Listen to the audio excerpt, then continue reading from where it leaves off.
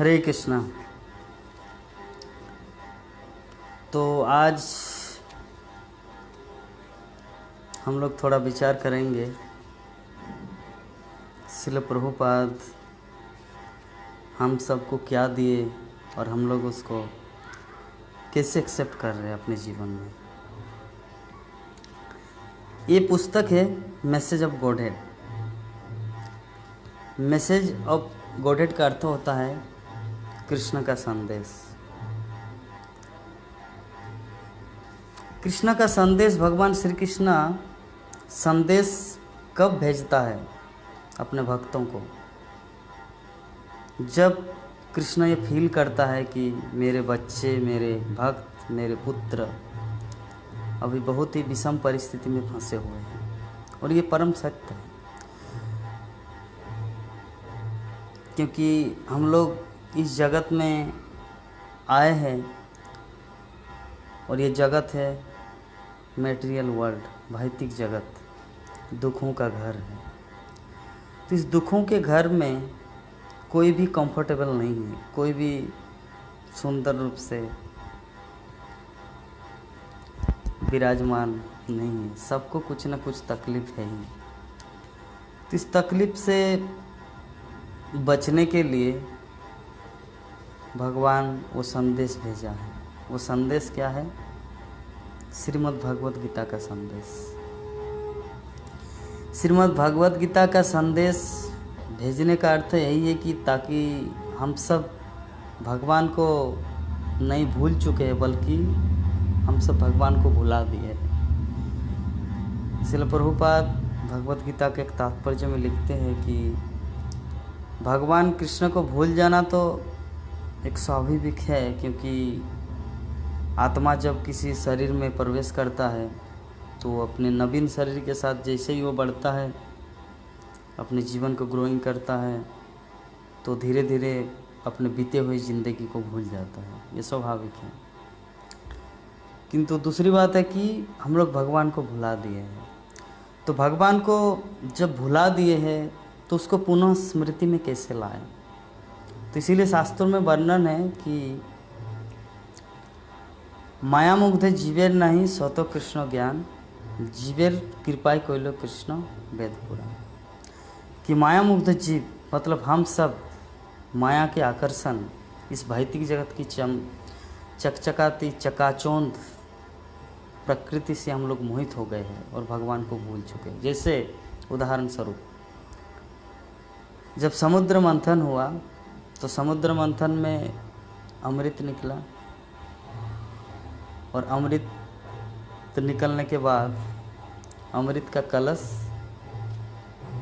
असुरों के हाथों में आ गया। तो भी भगवान सोचा अगर इस असुर लोग अमृत को पान किए तो ये लोग पूरे संसार में बहुत ही विपत्ति या प्रॉब्लम करेंगे। तो भगवान सोचा कि चलिए तब तो मुझे इन सब को, इनके हाथों से अमृत का कलश छीनना है। तो उस अमृत का कलश को छीनेंगे कैसे? तो भगवान ने सोचा कि मुझे मोहिनी का रूप धारण करना, क्योंकि संसार में सबसे बड़ी आकर्षणीय वस्तु अगर कोई है वो है स्त्री का रूप। तो इसलिए भगवान विष्णु ने सोचा कि चलिए अब इस असुरों को मोहित करने के लिए इनके हाथ से अमृत को देवताओं को पिलाने के लिए ये स्त्री का रूप बहुत ही इम्पोर्टेंट है। तब भगवान विष्णु मोहिनी का रूप धारण किया, और मोहिनी का रूप धारण करके इस तरह डांस, इस तरह नाचने लगी कि देवता जो असुर के हाथों में जो अमृत था वो एक दूसरे पर बातचीत करके बोला, अरे अमृत का तो वास्तविक जो जीवंत मूर्तिमान स्वरूप तो ये लड़की है, ये स्त्री है। ये अमृत, ये तो पीने वाली शरबत जूस है, इसको छोड़ो, चलो उनसे बात करते हैं। तो असुर लोग चले गए वहाँ पर मोहिनी के पास। हो देवी, हाउ आर यू? कहाँ से आई आप? अब दिखने में तो साक्षात लक्ष्मी, अप्सरा, सच में हमारे मन को तो मोहित कर दिया। तो अभी मोहिनी कुछ जवाब नहीं दे रहे, बस अपना भाव भंगिमा दिखा रहे हैं। तो भाव भंगिमा दिखाते दिखाते जो एक असुर के हाथ में जो अमृत का कलश था, तो बोले कि हम लोग चाहते हैं कि आप के हाथों से हम ये अमृत का पान करें। तब बाकी जितने सारे असुर थे एक साथ में सहमत हो गए, हाँ हाँ क्यों नहीं, आपके हाथों से अगर हम लोग को अमृत पान करने का सौभाग्य मिले तो इससे बड़ी और क्या बात है।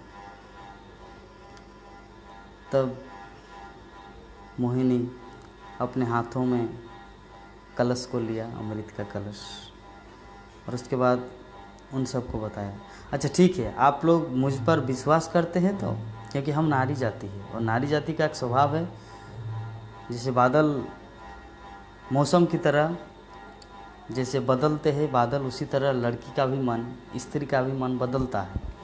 तो आप लोग जो विश्वास करके मुझे अमृत का कलश दिया, तो पूर्ण रूप से आपको विश्वास है तो कि मैं आपको पिलाऊं। तो असुर लोग बोले, अरे नारी आप चिंता मत कीजिए, आप जैसे सुंदर स्त्री इतना सुंदर बोलते हैं, इतना सुंदर एक्टिंग करते हैं, मोहिनी मूर्ति, आप सच में मेरे हम सब के मन को मोह लिया। आप पर विश्वास नहीं करेंगे तो किस पर करेंगे। As you like you can do, आप जैसा चाहे आप कर सकते हैं। तब मोहिनी बोले कि अच्छा ठीक है, तो हम पहले देवता लोगों को ये अमृत पान करा रहे हैं, उसके बाद आप लोगों को कराएंगे, क्या विचार है। तो असुर लोग बोले कि कोई बात नहीं, आप हमारे साथ हैं और हमें कोई किसी प्रकार का नेगेटिव थॉट नहीं है, आप जैसा चाहेंगे वो कर सकते हैं, आप अमृत पान देवताओं को करा सकते हैं। तो मोहिनी जैसे ही अमृत पान करा रहे हैं देवताओं को, तो उनमें से राहु, उनको थोड़ा डाउट हुआ, बोले कि यार कुछ तो दाल में काला है, क्योंकि देवता लोग, हम लोग भी तो कष्ट किए, इतना कष्ट करके अमृत को निकाला और अभी तो ये तुरंत देवता लोगों को पिला रहे हैं। ऐसा हो सकता था कि 2 लाइन होता, एक साइड में देवता, एक साइड में असुर, देवता को पिलाया, असुर को पिलाया, देवता को पिलाया, असुर को पिलाया, इस तरह करके लाइन बाय लाइन अगर होता तो कोई चिंता नहीं।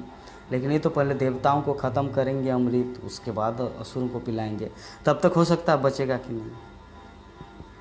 तो राहु चिंता करने लगा इस तरह, और राहु देवताओं का रूप पकड़कर चला गया उस दल में, और ऐसे जगह में खड़ा हुआ, एक साइड में चंद्र, एक साइड में सूर्य, और बीचों बीच में वो अमृत पान करने लगा। तो जैसे ही अमृत पान करने लगे तो राहु और क्या बोलते हैं चंद्र और सूर्य, वो लोग समझ गए कि ये तो असुर है।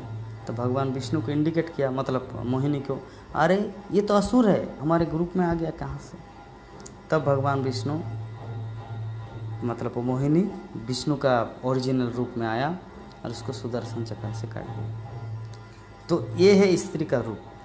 तो विषय वस्तु यही है कि इस जगत में जितने सारे प्राणी आए हैं, हर कोई इस माया के रूप में आ सकता है। भगवान कपिल देव अपनी माता देवहूति को शिक्षा देते हुए बोल रहे थे कि माँ, इस संसार में सबसे बड़ी जो माया है, जो वास्तव में जो माया है, माया का मूर्तिमान स्वरूप है स्त्री, क्योंकि स्त्री ही वो चेन है जिसके माध्यम से जीवात्मा को इस संसार में बांध के रखा जाता है। तो ये सब बातचीत श्रीमद् भागवत में सब डिस्कस है, वर्णन है, कपिल देव अपनी माँ को समझा रहे थे। तो यही हम लोग मोहिनी अवतार या समुद्र मंथन लीला के माध्यम से समझ पाते हैं कि स्त्री कैसे किसी भी व्यक्ति के मन को, साक्षात अमृत है हाथ में, जिस अमृत के लिए उन्होंने कितना कुछ सेक्रीफाइस किया था, लेकिन वो अमृत को भी छोड़ के बोले कि अरे असली अमृत तो ये लड़की है, मतलब ये स्त्री है। तो इसी जब उतने बड़े विद्वान लोग, असुर, उस समय सत्ययुग के असुर भी हम सबसे तो एटलीस्ट ज़्यादा विद्वान थे। फर्स्ट क्वेश्चन, हम सबसे ज़्यादा विद्वान थे, तो जिसके कारण वो ऐसा सोच रहे थे कि चलिए। तो बात यही है कि उस समय के उतने बड़े ऐसे विद्वान व्यक्ति भी जब स्त्री के रूप में मोहित हो गए तो हम सब क्या हैं। तो इस संसार में हम सब की बात नहीं, संसार के प्रत्येक जीव, पशु पक्षी, कुत्ता बिल्ली, हाथी घोड़ा, सभी अलग रूपों के प्रति, जैसे कुत्ता अपने कुत्ती के प्रति प्रेम करता है, बिल्ला बिल्ली, घोड़ा, मतलब सबका जो अलग अलग ऑपोजिट साइड है उसके प्रति अट्रैक्टेड है। ये नेचर है, ये जगत ही वैसा। तो हम लोग कितना भी प्रयास क्यों न करें इस संसार में सुखी होने का, लेकिन ये संभव नहीं है सुख प्राप्ति का। सुखी हो ही नहीं सकते कितना भी ट्राई करें, क्योंकि दुखालय मशाश्वतम है। तो भगवान श्री कृष्ण है पूर्ण, हम सब है अपूर्ण। तो अपूर्ण व्यक्ति कितना भी ट्राई करे, कितना भी कोशिश करे, लेकिन वो पूर्ण नहीं बन सकता जब तक वो भगवान कृष्ण के साथ जॉइंट नहीं हो जाते, कनेक्टेड नहीं होता। तो भगवान श्री कृष्ण से कनेक्टेड कैसे होगा? संभव वास्तविक रूप में श्रीमद् भागवतम के अनुसार, चैतन्य चरितामृत के अनुसार और आचार्यों के मतानुसार भगवान श्री कृष्ण से कनेक्ट होने का सबसे सरल और सबसे उत्तम मार्ग, फर्स्ट जो है, पहला स्टेप, वो है श्रवण, भगवान के विषय में सुनना। क्योंकि भगवान के विषय में जैसे हम लोग शुरू करते हैं भगवान के विषय में सुनना, उनके लीला कथाओं को जैसे सुनने लगते हैं तो हमारा भक्ति और हमारा प्रेम शुरू हो गया। क्योंकि यही से भक्ति शुरू होता है। नवदा भक्ति में से पहला अंग है श्रवण। श्रवणम कीर्तनम विष्णु पाद सेवनम अर्चनम वंदनम सख्यम आत्मनिवेदनम। तो पहला जो है शुरू होता श्रवण के माध्यम से। क्योंकि जितना हम लोग भगवान कृष्ण के बारे में सुनेंगे, भगवत कथाओं के प्रति आसक्त होंगे, उतना ही हमारा अटैचमेंट होगा कृष्ण के प्रति और हमारा जीवन धन्य होगा। क्योंकि कृष्ण के प्रति प्रेम होना ही हमारे जीवन का लक्ष्य है। और ये कृष्ण के प्रति प्रेम तभी संभव होगा जब हम लोग उसकी लीला कथाओं को सुनेंगे। क्योंकि भगवान कृष्ण की लीला कथा अनंत है। कितनी सारी लीला कथा, भगवान कृष्ण की बाल लीला है, कैसे जसोदा माता को सताते थे, कैसे माखन चोरी करते थे, हाँ, कैसे अर्जुन के साथ गीता का उपदेश दिया भगवान श्री कृष्ण, कैसे पांडवों के साथ कितना कुछ, कितना अनंत लीला भरा पड़ा है भगवान का। हम सब सुनते सुनते सुनते सुनते पूरा जीवन चला जाएगा, फिर भी भगवान की लीला खत्म नहीं है। अनंत लीला है। अनंत देव बलराम जो अपने अनंत मुखों से अनंत काल तक, अनंत काल से अब तक या भविष्य में करेंगे, और अपने अनंत मुखों से भगवान कृष्ण की गुणगान कर रहे हैं, लेकिन फिर भी अभी तक ख़त्म नहीं कर पाए। इसका मतलब क्या है? क्योंकि भगवान अनंत है और उनकी लीला भी अनंत है। तो इसीलिए हमारे मानव जीवन जो हम सबको मिला है, इस मानव जीवन को सार्थक करने के लिए सबसे बड़ा और इम्पोर्टेंट और महान कार्य अगर कोई है हमारे जीवन में, वो है भगवान की लीला कथा को सुनना। भगवान की लीला कथा को जितना हम लोग सुनेंगे उतना ही हम लोग को और सुनने का रुचि आएगा। और जैसे ही भगवान कृष्ण की कथाओं में रुचि आएगा, समझो हमारे हृदय में कृष्ण के प्रति प्रेम हो गया। क्योंकि व्यक्ति किसी के प्रति तभी सुनता है जब उनके प्रति प्रेम होगा, है ना। उदाहरण मटेरियल एग्जाम्पल अगर दिया जाए तो कोई किसी से प्रेम करते हैं तो कुछ बोलना भी नहीं आता, लेकिन फिर भी उनके मुंह से वो सुनना चाहते हैं। उदाहरण स्वरूप माता पिता, एक छोटा बच्चा तोतली तोतली बोलते हैं, लेकिन फिर भी वो कुछ बोलते हैं तो माता पिता कितना आनंद अनुभव करते हैं।